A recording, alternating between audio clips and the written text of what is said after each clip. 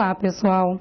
Eu sou a professora Verônica Carina Hipólito e trabalharei com vocês, a partir de hoje, a disciplina de História Política e Econômica.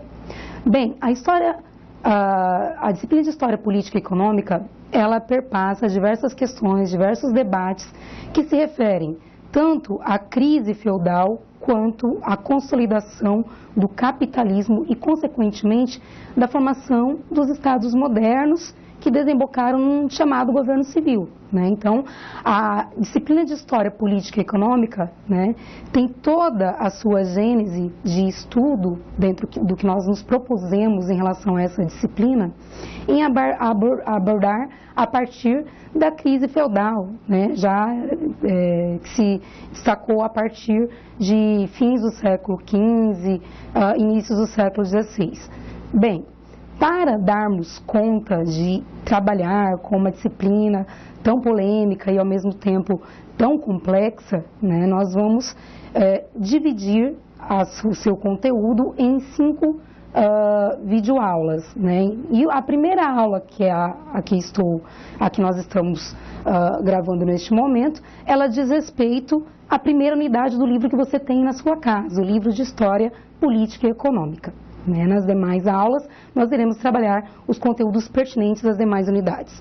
Portanto, prestem atenção no que iremos abordar em relação à unidade 1. A unidade 1, né, ela tem como proposta trabalhar com a formação do Estado moderno, no que se refere às suas transformações políticas e econômicas. É o momento em que nos propomos a analisar como que a crise feudal, né, proporcionou condições para o surgimento do capitalismo e, ao mesmo tempo, como que essa crise abriu margem para a formação dos chamados Estados modernos, né, que, no primeiro momento, se consolidou sobre a versão do absolutismo, a centralização do poder nas mãos do rei, né. Ora, em relação, quando falamos de constituição dos Estados modernos, temos que nos referir também a todo o processo econômico que está por trás dessa transformação política. Ou seja, no que se refere à questão do mercantilismo, né, que também se desenvolveu em meio a esse momento de transição do feudalismo para o capitalismo, né.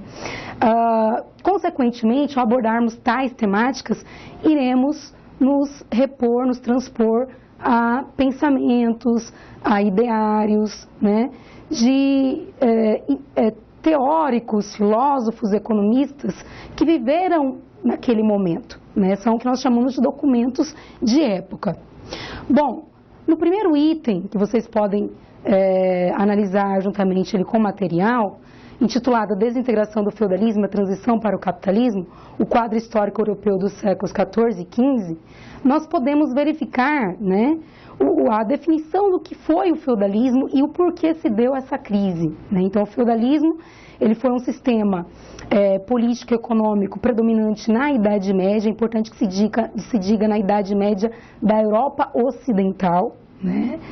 E que teve seu período áureo a partir do século X, né? Então, dentro do sistema feudal, nós vamos ter uma economia praticamente agrária, né, cuja mão de obra é quase que 100% servil. Então, nós vamos ter um quadro econômico em que a base dessa economia era a agricultura, sustentada por uma mão de obra servil, né? Então, ali no século X, quando o feudalismo se despontou como uma forma econômica mais eficaz, né, evidentemente a terra passou a ter mais valor e, consequentemente, o poder ficou mais descentralizado nas mãos dos chamados feudos, né, dos senhores feudais, né. Feudos eram as propriedades dos senhores feudais, né, apenas para pincelar o que foi o feudalismo. Mas, à medida em que esse sistema vai entrando em colapso, né, é o que nós chamamos de crise feudal, que começou ali já em princípios do século XIV e que perpassou a transição para o século XV, nós vamos ter necessariamente, né, a migração desses povos que até então habitavam o feudo para as cidades, e ao mesmo tempo nós vamos ter, né, um investimento muito mais grande nas zonas urbanas, né, em função das feiras, né. Então há um colapso da agricultura nesse sentido, e a mão de obra se desloca para os centros urbanos. Logicamente, é importante que se diga que todo esse processo, né, dentro da concepção da historiografia, ele resulta em diversas discussões, né? Então, nós vamos ter historiadores que dedicaram a sua vida acadêmica a discutirem a questão da crise feudal, a transição do que se convencionou chamar, né, do feudalismo para o capitalismo, né? Dentre esses historiadores, né, os mais renomados, e que inclusive têm as suas propostas inclusas no livro, uma obra chamada Transição do Feudalismo para o Capitalismo, organizada por Eric Hobsbawm, dentre outros historiadores da chamada escola marxista inglesa, nós vamos ter basicamente Maurice Dobb, John Merrington e Paul Sweezy, né? E esses historiadores, eles tiveram como principal função discutir esse momento de transição e, logicamente, propuseram visões diferenciadas de acordo com as suas pesquisas para encontrar explicações para este momento tão complexo, né? O Maurice Dobb, por exemplo, ele vai partir do pressuposto que o feudalismo entrou em decadência em razão de questões internas, né? Então, para Dobb, né, houveram, aliás, essas revoltas camponesas, né, em razão de uma superexploração do trabalho, por questões internas, descontentamento dessa massa camponesa, dessa massa servil, e, consequentemente, né, pessoas, produtores que se opunham ao feudalismo, abraçaram essas revoltas camponesas e, a passos de tartaruga, promoveu essa mudança, essa transformação, né? Isso também foi impulsionada, essas revoltas de pequenos produtores, foi impulsionada também ao mesmo tempo que surgiram algumas manufaturas já nas cidades, né? Então, é o que se convencionou chamar de aparecimento de relações burguesas. Então, com o nascimento, o aparecimento dessas relações burguesas, nós vamos ter todo um processo de mudança dessa massa camponesa para a cidade. Portanto, para Maurice Dobb, é importante que se diga que o feudalismo entrou em colapso dadas essas questões internas, revoltas servis, revoltas de pequenos produtores que não concordavam com aquele sistema de exploração que se denominou de feudalismo, né?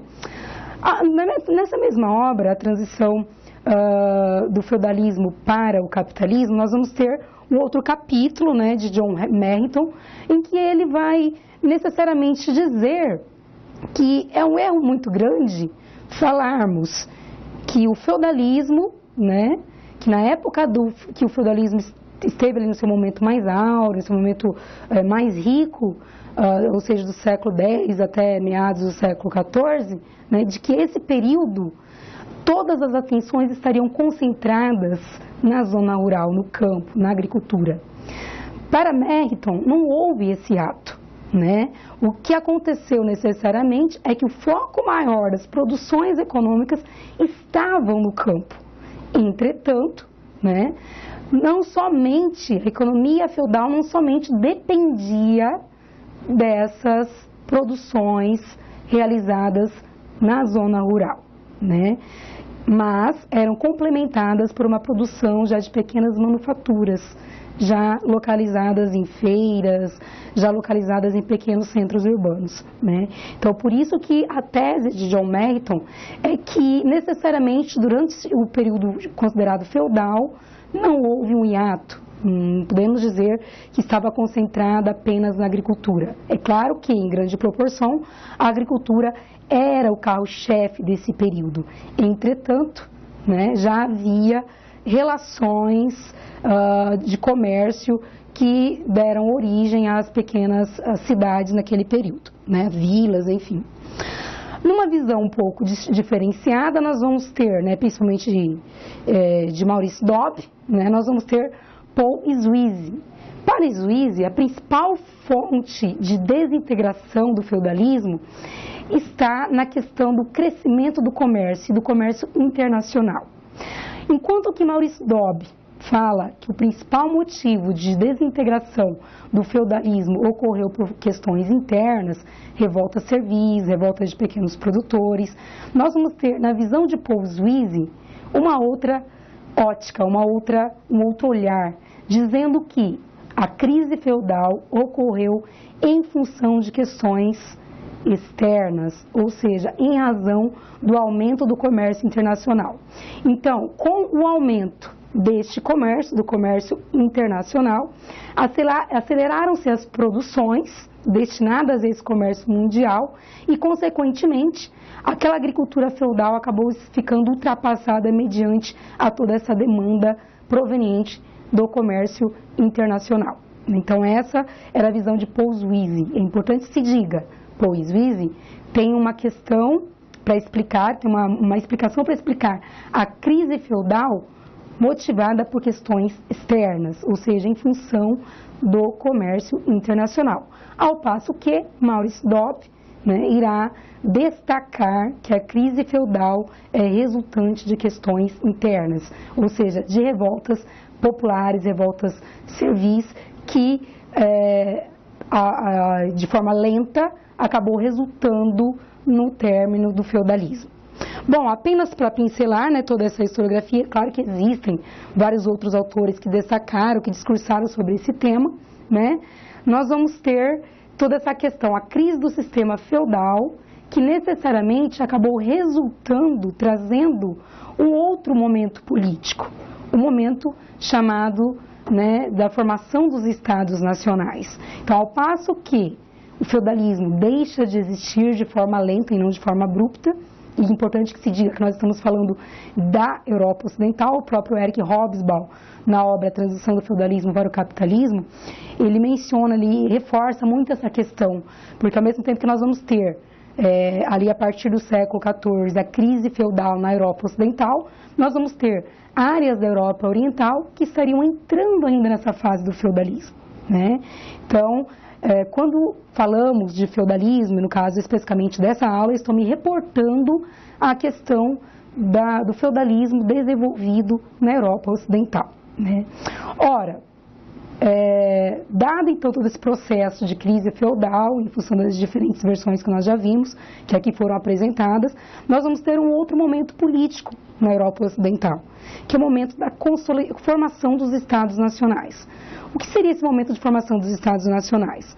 Ora, é um momento em que há preocupação com as fronteiras, mas para que essas fronteiras sejam definidas, tivessem sido definidas, seria necessária a concentração do poder político nas mãos de uma única pessoa, né? E essa pessoa, né, na maior parte das vezes o monarca, né, passou a concentrar todo o poder político em suas mãos. Então, quando falamos de formação dos estados modernos, estamos nos reportando ao absolutismo, né, que, grosso modo, nada mais é do que a concentração de poder nas mãos de um soberano, sobretudo de um monarca, né? Bom, então nós vamos ter, né, nesse processo de formação dos estados modernos, em termos de contexto, nós vamos ter o fracasso, né, das relações do papel da igreja. A igreja católica romana, ela atuou de forma muito incisiva durante toda a Idade Média, ali entre o século V e século XV, né? Até mesmo para dar suporte à ausência de um governo centralizado, já que na Idade Média não havia essa centralização do poder, né? Então a igreja, ela basicamente lidava com as questões religiosas e também com as questões governamentais, as chamadas questões temporais, né? Então nós vamos ter uma igreja que ao mesmo tempo é fiel aos seus desígnios religiosos, tem como função a questão espiritual, mas ao mesmo tempo se preocupa com a política. Isso na Idade Média. Porque a partir do momento em que há a formação dos Estados modernos, nós vamos ter, né, nesse primeiro momento, uma aliança, muitas vezes, do monarca, do rei absolutista, com a igreja, até para que o seu governo fosse considerado legítimo, né? Entretanto, nós vamos ver que, em função da igreja não mais deter o monopólio em relação ao poder, nós vamos ver que ela vai perdendo todo o seu poderio, pelo menos poderio que ela tinha durante o período medieval. Bom, nós vamos ter necessariamente, dentro dessa questão contextual de perda de poder da igreja, né, outros teóricos que vão discutir sobre esse tema, né, a crise do feudalismo e a formação dos estados modernos, né. Um deles, um filósofo bastante discutido, bastante mencionado ainda hoje na historiografia, é o Karl Marx, né, o filósofo alemão. Karl Marx dizia que o estabelecimento do Estado Nacional moderno assinalou a consolidação da classe burguesa emergente sobre a classe nobre tradicional. O que isso significa, né? Significa que a classe burguesa, ela necessariamente emergiu nesse contexto de formação dos Estados modernos e tomou para si, né, todas as rédeas do poder ao mesmo tempo em que a nobreza assumia esse poder. Ao mesmo tempo que o monarca absolutista assumia o poder político, a burguesia também se infiltrava nessas questões da aristocracia, né? Então, é um marco importante em função desse aparecimento muito mais nítido da burguesia, né? Porque nós vamos ouvir falar em burguesia, mas em fins da Idade Média, né? E a burguesia, ela aflora, ela se destaca muito mais nesse momento de consolidação, aliás, de formação dos estados modernos, né?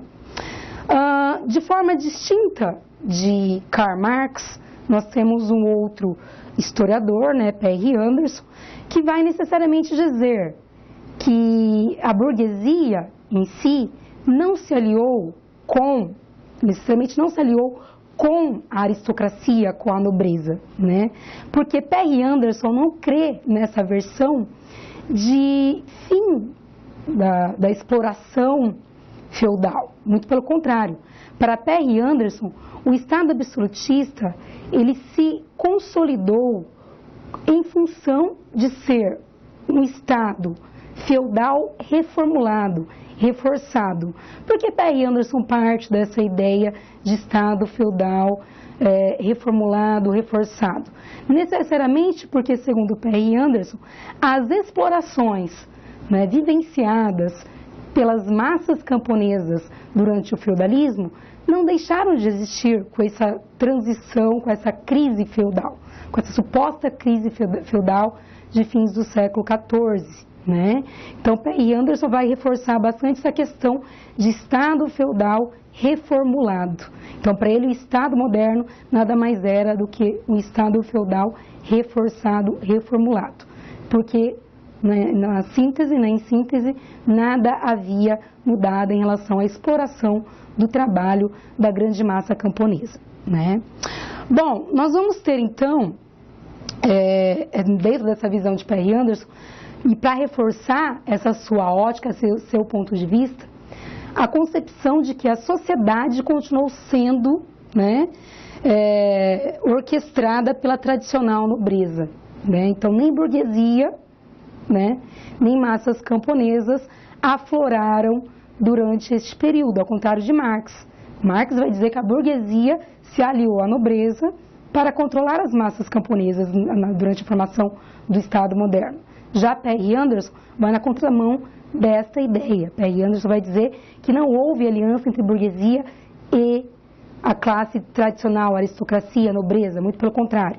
O que houve foi o predomínio, né, o continuismo do poder comandado pela aristocracia, pela nobreza tradicional. Então não mudou, não houve mudanças significativas nesse ponto de vista, né? Bom, nós vamos ter também, dentro dessa percepção, né, até mesmo discutindo ainda sobre Perry Anderson, a visão de que o restabelecimento do direito romano na Europa Ocidental acabou, né, beneficiando a aristocracia, a antiga nobreza. Por quê? Porque o direito romano ele prezava muito pela questão da propriedade privada. E por tratar muito, por proteger muito a questão da propriedade privada, o direito romano acabou dando subsídios para que os reis, né, os reis absolutistas, expulsassem dos campos aquelas pequenas famílias, né, aqueles camponeses que ainda cultivavam pequenas propriedades, acelerando com isso o processo de produção, mas uma produção voltada para larga escala, né? Então, nesse sentido, o direito romano acabou acelerando esse processo de expulsão dos camponeses para a apropriação dessas terras e produção em larga escala, né? Então, nós vamos ter, nesse sentido, um direito que prezava muito mais para a questão da propriedade privada, né? Ainda, segundo a visão de Perry Anderson, nós vamos ter necessariamente um continuismo de questões, de preocupações que eram vigentes no feudalismo, né? Até para ele consolidar aquela ideia de que o Estado moderno nada mais era do que o Estado feudal reformulado. Uma dessas questões é essa preocupação de permanência da guerra, né? Então a guerra, nesse período, já havia essa consciência que a guerra ela causava, ela gerava mais ônus aos cofres públicos, portanto, para manter essas guerras eram necessárias a cobrança de mais impostos, mas ao mesmo tempo nós vamos ter, né, essa visão ainda feudal da necessidade de permanência da guerra, né? Então nós vamos ter necessariamente uma questão voltada, né, dentro dessa visão de Perry Anderson, de que o feudalismo ele não cessou com a chamada crise feudal dos séculos XIV a princípios do século XV, muito pelo contrário. As relações feudais continuaram de forma ainda mais reforçada com a formação dos estados modernos, né? Então nós vamos ter essa visão de continuismo das práticas feudais, mesmo em um momento onde a formação dos estados modernos, no caso do absolutismo. Bom, um terceiro item, também da unidade 1, né, diz respeito à questão do Estado absolutista e de seus teóricos, né? Então, os principais teóricos que falaram, que discursaram sobre o Estado absolutista. É importante que se diga que, diferente dos autores que abordei até esse momento, né, que eram em sua maioria historiadores, portanto escreveram ali no século XX, né, século XX, alguns do século XXI, enfim, nós, quando falamos de teóricos do Estado absolutista, estamos nos reportando a documentos de época, né? Portanto, são teóricos que viveram durante esse período do absolutismo e tiveram, né, a partir dessa sua experiência prática, tiveram condições de relatar o que era esse Estado absolutista e consolidar a sua visão de mundo em relação àquele momento histórico, aquele momento de transformação política e econômica, né? Entre esses teóricos absolutistas, nós citamos basicamente 3 deles, né? Nicolau Maquiavel, cuja obra principal é O Príncipe, né? Martinho Lutero e João Calvino, né? É importante que se diga que Martinho Lutero e João Calvino estavam, né, vivenciando esse período absolutista, mas ao mesmo tempo estavam vinculados porque tinham interesses religiosos, né? Porque vocês bem sabem que Martinho Lutero fundou o chamado luteranismo e João Calvino fundou, né, posteriormente o calvinismo. Então, eles meio que desvincularam as questões espirituais daquele monopólio da Igreja Católica, que estava sendo regida até então pela Igreja Católica, né? Então, vejam vocês, Desses três teóricos, apenas Nicolau Maquiavel, né, vai necessariamente nos dar uma visão diferenciada de questões espirituais. Então, não é só preocupação as questões espirituais, mas as questões práticas. Por isso que as pessoas muitas vezes falam, né, de maquiavelismo, de forma muito injusta, inclusive como Nicolau Maquiavel. Porque Nicolau Maquiavel, na sua obra O Príncipe, ele vai ditar questões práticas para que o governante seja um bom príncipe. Né? Então, a famosa frase, é melhor ser odiado do que amado, né, que se encontra na obra O Príncipe de Maquiavel, nada mais é do que uma referência a que o soberano seja prático, né, e que consiga ali separar os seus poderes e que consiga, na medida do possível, atender às demandas, aos anseios do povo. Né? Então é importante que se diga que Nicolau Maquiavel ele é muito mais prático nesse sentido, porque ele tem como preocupação ditar normas para que o governante seja necessariamente um bom monarca. Né?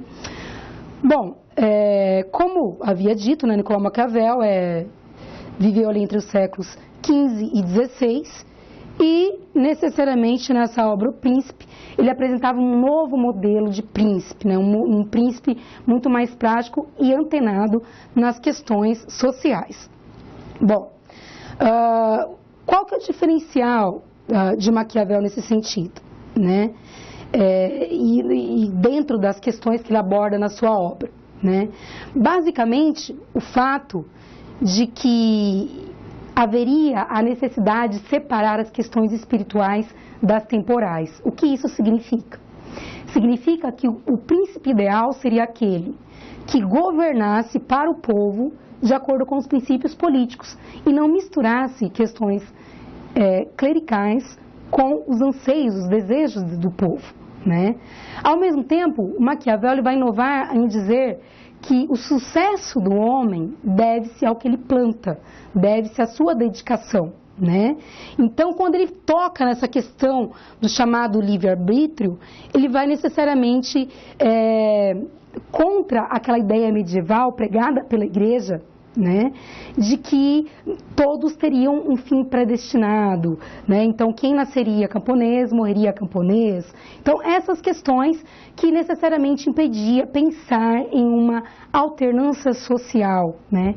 Maquiavel, quando ele institui essa questão do livre-arbítrio, ele vai dizer que cada um é responsável pela felicidade que tem na Terra. Então, se a pessoa luta, se necessariamente o monarca luta, ele tem condições de mostrar que é diferente. Né? Então, ele acaba com esse fatalismo, com esse continuismo da Igreja Católica, que pensava, que até mesmo manipulava as pessoas durante a Idade Média, com esse pensamento de inerte, né? De que a pessoa era inerte, ela nascia camponesa, morria camponesa. Então, não haveria necessariamente um mínimo de esperança em ascender socialmente. Né? Então, quando Maquiavel ele vê essas questões de livre-arbítrio, ele analisa essas questões de separação entre o poder espiritual e temporal, coisas que não eram jamais pensadas na Idade Média, ele necessariamente está propondo pela primeira vez ali, né, durante o século XV e XVI, que é o período que ele vivenciou, a separação entre o público e o privado. Né? Até então, não havia essa distinção, né, público e privado. Os governantes governavam para fins pessoais. Maquiavel diz que isso é errado, isso é antiético. Por quê?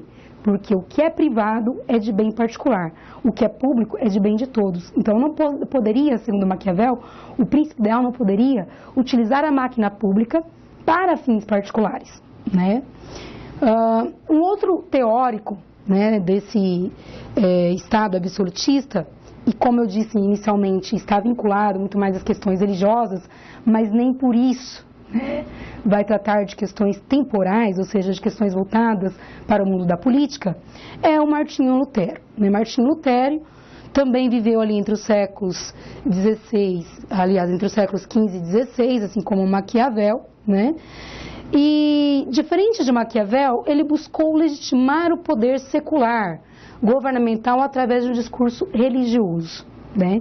Enquanto Maquiavel sequer mencionava essa questão religiosa, muito pelo contrário, ele defendia essa separação entre o poder religioso do poder político, do poder das questões governamentais, Lutero vai defender, né, dentro dessa ótica religiosa, já que Lutero ele era proveniente da Igreja Católica, e depois que ele se rebelou, saindo da Igreja Católica, enfim, né, ele vai tentar legitimar a existência desse poder, desse Estado absolutista, dentro da percepção de um discurso religioso, né? Dentro da percepção de Lutero, o poder de Estado ele deve ser utilizado de acordo com a vontade de Deus para punir os malfeitores e proteger os justos. Vejam vocês que interessante. Para Lutero, o mundo é composto de duas alas principais, cristãos e não cristãos. Cristãos seriam aqueles que não necessitavam necessariamente de uma ajuda para conseguir viver em um mundo considerado por Lutero cruel, né? Então eram pessoas puras de coração, pessoas que praticavam a lei e o Evangelho. Nota-se que aqui, quando ele se fala as leis do Evangelho, enfim, ele está se reportando às leis luteranas, né? A doutrina luterana, e não necessariamente a doutrina católica, muito pelo contrário, né? Por outro lado, havia os não cristãos. Os não cristãos, por sua vez, eram pessoas, né, mas e que necessitavam da ajuda dos cristãos para sair do seu mundo egoísta, para sair do seu mundo impetuoso, do seu mundo covarde, né? Então, necessariamente, a missão dos cristãos na Terra era resgatar esses não cristãos, né, e levá-los a comungar das leis do Evangelho, das leis das leis bíblicas do luteranismo, né? Então, necessariamente, a visão que se tinha era de que os não cristãos, né, eles tinham como pressuposto serem resgatados pelos cristãos. E por isso havia a necessidade do estabelecimento de uma autoridade secular, ou seja, de uma autoridade governamental, para dar subsídios, né, para os cristãos resgatarem esses não cristãos, né? Então a autoridade secular teria como função arbitrar, orquestrar essa questão do resgate dos cristãos, aliás, o resgate dos não cristãos pelos cristãos, né?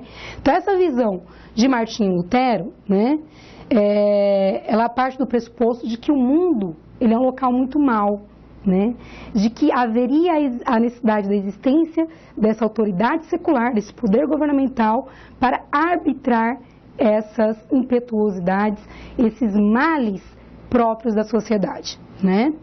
Necessariamente, né, haveria dentro da concepção ainda de Lutero a instituição de dois governos por Deus, o governo espiritual, regido pelas leis do Evangelho, e o governo secular, que por sua vez, né, reprimia os maus e os não cristãos e os obrigava a permanecer em paz, submetidos às leis, né?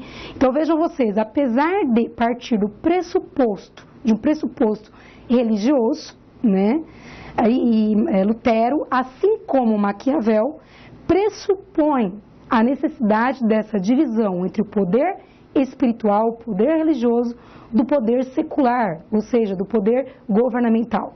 Então, questões religiosas e questões políticas não poderiam se misturar, segundo Martinho Lutero, né? Nesse ponto, ele concorda com Maquiavel, né? E aí está também a inovação de Lutero, porque necessariamente ele pressupõe, né, essa visão dentro de uma ótica religiosa, a visão de separação dos poderes dentro de uma ótica religiosa, né? Bom, a necessidade de um governo temporal, ou seja, político, né, ela parte do pressuposto de que a autoridade já teria condições de lutar contra a violência cotidiana, né? Ao mesmo tempo, nós temos em Lutero essa questão de que um príncipe justo ele deveria primeiramente buscar o bem dos seus súditos, né? Então, o príncipe justo é aquele que buscava o bem dos seus súditos, né? Ele não estava preocupado em defender o absolutismo, portanto, ele era contra os arbítrios dos monarcas, dos reis, enfim, né? Para Lutero, né, os ideais dos monarcas necessariamente deveriam estar de acordo, em consonância com as leis do Evangelho, mas isso também não permitia que esses monarcas usassem e abusassem do poder, né? Então, necessariamente, quando Lutero ele propõe essa separação entre o poder político do poder religioso, ele está se opondo àquela visão medieval da Igreja Católica que necessariamente faz uma confusão entre esses dois poderes, né? Então, é importante essa visão de Lutero dentro dessa necessidade de, necessariamente, de consolidar, de dizer por que é necessário um poder governamental, né? Porque haveria essas duas distinções, né? Então, mesmo sendo religioso, Lutero era favorável à distinção do poder governamental político do poder religioso espiritual, né? Também, né, ali, dentre os teóricos do Estado absolutista, nós vamos ter a visão de João Calvino. João Calvino viveu parte do seu tempo no século XVI, fundou o calvinismo, né? E, diferente de Lutero, Calvino, ele vai tentar legitimar o poder absolutista, o Estado absolutista, né? E, como tal, né, João Calvino vai necessariamente sair em defesa da atribuição de poderes irrestritos ao monarca, né? Então é importante que se diga que Calvino ele vai também legitimar o poder secular, ou seja, o poder governamental, mas partindo de um outro pressuposto, de uma outra visão, né? Na sua percepção, né, o poder secular, ou seja, o poder governamental, deveria intervir nas questões religiosas e promover as condições para que as pessoas tivessem fé, né? Então, assim como o Estado, né, naquele momento, século XVI, ele vigiava as pessoas para não profanarem as questões religiosas, enfim, né, o Estado deveria ser utilizado para este fim, para proteger as questões religiosas. Por isso que, para Calvino, a separação entre o poder espiritual do poder temporal, do poder governamental, ela era impensável, né? Diferente da proposta de Lutero e de Maquiavel, portanto, né? Nós vamos ter, dentro dessa visão calvinista, a defesa da junção, da união do poder religioso com o poder temporal, com o poder governamental, né? Por quê? Porque necessariamente Calvino vai considerar que há uma missão divina do governo secular, né? Então, segundo Calvino, os monarcas, eles eram revestidos do poder divino, né? E como tal, eles deveriam ser considerados, né, como enviados de Deus e respeitados pelas pessoas como se fossem um, né? Ele necessariamente criou essa teoria, essa visão, porque o seu interesse era legitimar não só o Estado absolutista, como o direito divino dos reis, que foi utilizado por muitos governos absolutistas até para se impor enquanto autoridade, né? Nós tivemos isso muito visível, por exemplo, na França, né? Na França, em que o rei Luís XIV disse a famosa frase, o Estado sou eu. Então, ele fez uso desses poderes do direito divino do rei para ser considerado um deus. Por isso, ele também era conclamado como um deus sol, né? Algo comparável a um astro, um astro poderoso, ao centro do universo, enfim, né? Dentro dessa percepção, nós vamos ter, segundo o próprio João Calvino, né, a necessidade de legitimar o poder secular independente da conduta do príncipe, né? O que isso significa? Calvino partia do pressuposto de que se um governo, se um monarca fosse mal para os seus governantes, para os seus súditos, enfim, se ele castigasse as pessoas com leis incongruentes, necessariamente era porque aquele povo merecia. Então, se o rei era a corporificação do Deus, de Deus, necessariamente, se aquele povo estava descontente com as suas ações, é porque Deus estava castigando aquele povo, utilizando, né, como veículo esse rei. Então, há essa questão de que se o monarca era ruim para um povo, era porque aquele povo merecia, né? Então, havia essa preocupação. Bom, então, para Calvino, nós vamos ter essa questão da união do poder espiritual para o poder temporal, com o poder temporal, né? Independente da conduta do príncipe, né? Aliado a esse contexto de formação do Estado absolutista, nós vamos ter também, né, o seu aparato econômico, que é o mercantilismo, né? Então, o mercantilismo, ele surge já ali durante a crise feudal, em fins do século XV, e persiste até o século XVIII, né? Mas o que foi o mercantilismo? Quais condições propiciaram o seu surgimento? Né? O mercantilismo, vários autores já discursaram sobre essa temática, mas o mais famoso deles, pelo menos na historiografia, é o Pierre Deyon, cuja sua obra, que leva esse nome, né, o mercantilismo, ele diz que o mercantilismo nada mais é do que uma forma de administrar o tesouro real nesse processo de crise feudal com a questão da formação do Estado absolutista, né? Então, o que provocou a consolidação do mercantilismo, né? A noção de que a Europa estava em constante transformação, né? O temor de que o ouro e a prata poderiam se tornar escassos, né? Então, o mercantilismo é um sistema econômico que prevê, grosso modo, né, o acúmulo de metais preciosos dentro dos estados absolutistas, dentro daqueles estados nacionais, né? Então, dentro dessa ótica mercantilista, né, o que prevaleceu necessariamente foi a luta por esse acúmulo dos metais preciosos, né, chamado de metalismo ou bulionismo, né? Então, a ideia de que para ter uma economia sólida, os governantes, os países que tivessem uma economia sólida eram aqueles países, né, que exportavam mais, né, e importavam menos. O que isso significa, né? Significa que esses países, para consolidarem uma economia excelente, eles deveriam ter essa noção de uma balança comercial favorável, ou seja, de controlar as entradas e saídas de seus reinos, né? E em hipótese alguma, né, pelo menos era o desejo da maioria dos estados absolutistas, abrir mão de metais preciosos. Para vocês terem uma ideia, a Espanha, por exemplo, né, dentro desse contexto do estado absolutista, chegou a aprovar a pena de morte para aqueles que vendessem ouro ou prata, ou seja, que retirassem ouro e prata da Espanha para outro país, né?